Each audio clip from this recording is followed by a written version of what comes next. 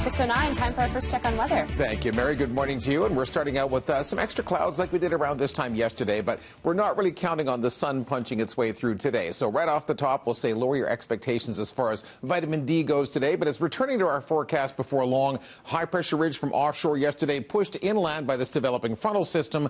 There's a secondary ridge that rebounds in the wake of this one-day unsettled weather event, and things really start to perk up heading into our last weekend of the winter season. You can see now all the clouds, precipitation largely over the island, but getting closer to parts of the Sunshine Coast. And we'll zoom in and show you what's happening over the island here momentarily, give you a picture of the fact that it's relatively dry on the coastline. There's your high-pressure ridge anchored over the interior regions. Up towards the western boundary of that ridge, we're getting a little precipitation for parts of the central interior. It's a windy, unsettled day across Haida Gwaii. Maybe some thunderstorms along the back edge of that upper trough. And locally here, just some intermittent light precipitation showing up. And it's on the Doppler right now over parts of Vancouver Island along the Sunshine Coast as well. Not showing up in Metro Vancouver yet. It might be quite a while before it does. In fact, I think it's relatively dry for the first half of the day under an overcast sky, about 7 degrees for lunchtime. And then later in the day, a relatively small chance of some intermittent light showers. They persist through sunset into the evening,